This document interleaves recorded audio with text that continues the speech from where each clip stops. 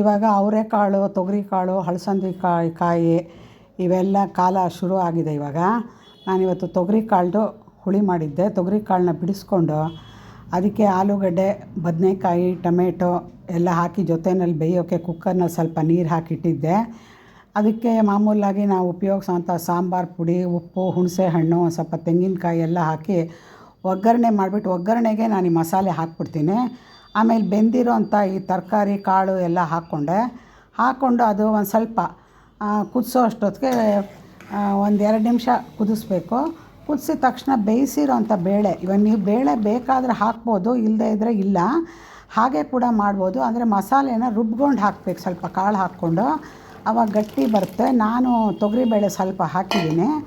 ತೊಗರಿಬೇಳೆನ ಹಾಕ್ಕೊಂಡು ಇದನ್ನು ಒಂದು 2-3 ನಿಮಿಷ ಕುದಿಸಿದ್ರೆ ಸೂಪರಾಗಿರೋವಂಥ ಒಂದು ತೊಗರಿಕಾಳು, ಆಲೂಗಡ್ಡೆ, ಬದನೆಕಾಯಿ, ಟೊಮೆಟೊ ಎಲ್ಲ ಹಾಕಿರೋ ಹುಳಿ ರೆಡಿ ಆಗುತ್ತೆ. ಇದು ಎಲ್ಲದ್ರ ಜೊತೆಲೂ ತುಂಬಾ ಚೆನ್ನಾಗಿರುತ್ತೆ. ಅನ್ನ, ಮುದ್ದೆ, ಚಪಾತಿ ಎಲ್ಲದ್ರ ಜೊತೆಲೂ. ನಾನು ಇವತ್ತು ಇದನ್ನ ಚಪಾತಿ ಜೊತೆಗೆ ಮಾಡಿದ್ದೀನಿ.